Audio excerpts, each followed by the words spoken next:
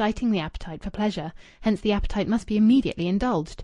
Rachel had been brought up otherwise, and as a direct result of Louis' irresponsible suggestion she had a vision of the house with county court bailiffs lodged in the kitchen.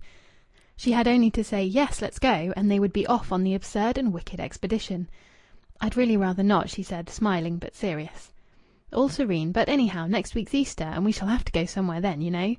She put her hands on his shoulders and looked close at him, knowing that she must use her power, and that the heavy dusk would help her.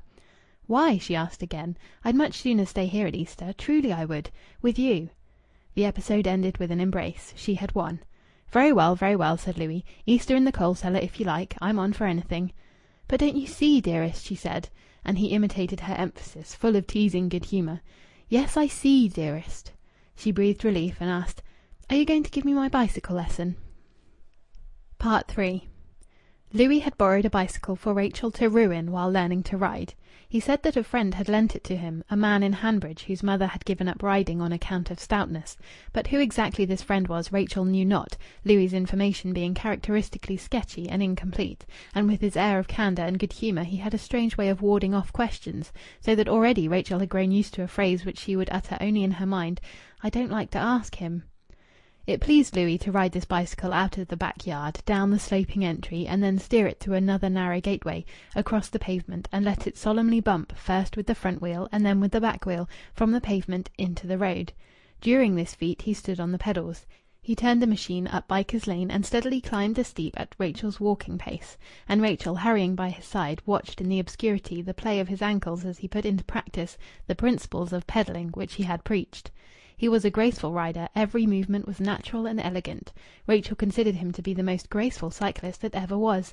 She was fascinated by the revolutions of his feet. She felt ecstatically happy.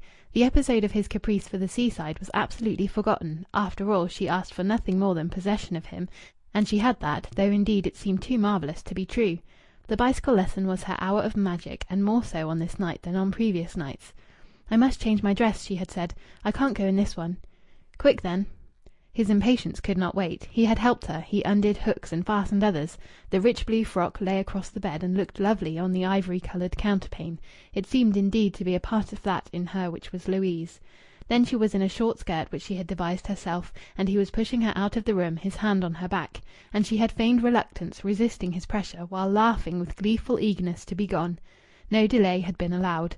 As they passed through the kitchen, not one instant for parley with Mrs. Tams as to the domestic organization of the evening, he was still pushing her. Thus she had had to confide her precious house and its innumerable treasures to Mrs. Tams, and in this surrender to Louis' whim there was a fearful joy.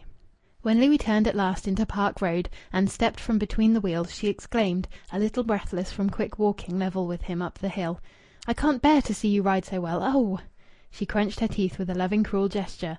"I should like to hurt you frightfully." "What for?" "Because I shall never, never be able to ride as well as you do." He winked. "Here, take hold." "I'm not ready, I'm not ready!" she cried. But he loosed the machine, and she was obliged to seize it as it fell. That was his teasing. Park Road had been the scene of the lesson for 3 nights. It was level, and it was unfrequented. "And the doctor's handy in case you break your neck," Louis had said. Dr. Yardley's red lamp shone amicably among yellow lights, and its ray with theirs was lost in the mysterious obscurities of the closed park. Not only was it socially advisable for Rachel to study the perverse nature of the bicycle at night, for not to know how to ride the bicycle was as shameful as not to know how to read and write, but she preferred the night for the romantic feeling of being alone with Louis in the dark and above the glow of the town. She loved the sharp night wind on her cheek, and the faint clandestine rustling of the low evergreens within the park palisade, and the invisible and almost tangible soft sky, revealed round the horizon by gleams of fire. She had longed to ride the bicycle, as some girls long to follow the hunt, or to steer an automobile or a yacht, and now her ambition was being attained amid all circumstances of bliss. And yet she would shrink from beginning the lesson. "The lamp! You've forgotten to light the lamp," she said.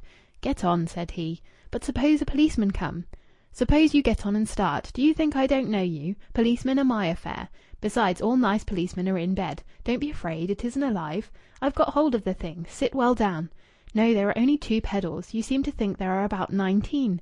Right. No, no, no! Do not cling to those blooming handlebars as if you were in a storm at sea. Be a nice little cat in front of the fire, all your muscles loose. Now. Are you ready?" "Yes," she murmured, with teeth set and dilated eyes staring ahead at the hideous dangers of Park Road. He impelled. The pedals went round. The machine slid terribly forward. And in a moment Louis said mischievously, "I told you you'd have a go alone tonight. There you are." His footsteps ceased. "Louis!" she cried, sharply, and yet sadly upbraiding his unspeakable treason. Her fingers gripped convulsively the handlebars. She was moving alone. It was inconceivably awful and delightful. She was on the back of a wild pony in the forest. The miracle of equilibrium was being accomplished. The impossible was done, and at the first attempt. She thought very clearly how wondrous was life, and how perfectly happy fate had made her. And then she was lying in a tangle amid dozens of complex wheels, chains, and bars. "Hurt?" shouted Louis as he ran up. She laughed and said "No," and sat up stiffly, full of secret dolours. Yet he knew, and she knew, that the accidents of the previous 2 nights had covered her limbs with blue discolorations, and that the latest fall was more severe than any previous one. Her courage enchanted Louis, and filled him with a sense of security. She was not graceful in these exercises. Her ankles were thick and clumsy. Not merely had she no natural aptitude for physical feats, apparently she was not lissome nor elegant in motion, but what courage, what calm, bright endurance, what stoicism! Most girls would have reproached him for betraying them to destruction, would have pouted, complained, demanded petting and apologies. But not she. She was like a man. And when he helped her to pick herself up, he noticed that after all she was both lissome and agile, and exquisitely, disturbingly girlish in her short, dusty skirt, and that she did trust him and depend on him. And he realized that he was safe for life with her. She was created for him. Work was resumed. "Now don't let go of me till I tell you," she enjoined lightly. "I won't," he answered, and it seemed to him that his loyalty to her expanded and filled all his soul. Later, as she approached the other end of Park Road, near Moorthorne Road, a tramcar hurled itself suddenly down Moorthorne Road and overthrew her. It is true that the tramcar was never less than 20 yards away from her, but even at 20 yards it could overthrow. Rachel sat dazed in the road, and her voice was uncertain as she told Louis to examine the bicycle. One of the pedals was bent and prevented the back wheel from making a complete revolution. "It's nothing," said Louis. "I'll have it right in the morning." "Who's that?" Rachel, who had risen, gasping, turned to him excitedly as he was bending over the bicycle. Conscious that somebody had been standing at the corner of the street, he glanced up. A figure was moving quickly down Moorthorne Road in the direction of the station. "I dunno," said he. "It's not Julian, is it?" In a peculiar tone Louis replied, "Looks like him, doesn't it?" And then impulsively he yelled, "Hi!" The figure kept on its way. "Seeing that the inimitable Julian's still in South Africa, it can't very well be him, and anyhow I'm not going to run after him." "No, of course it can't," Rachel assented. Presently the returning procession was reformed. Louis pushed the bicycle on its front wheel, and Rachel tried to help him to support the weight of the suspended part. He had attempted in vain to take the pedal off the crank. "It's perhaps a good thing you fell just then," said Louis, "because old Batch is coming in to-night, and we better not be late."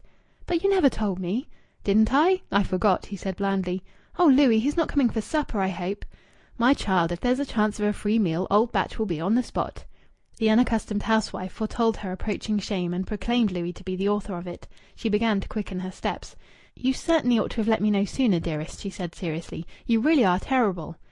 Hard knocks had not hurt her, but she was hurt now, and Louis' smile was very constrained. Her grave manner of saying "dearest" had disquieted him. End of chapter 9.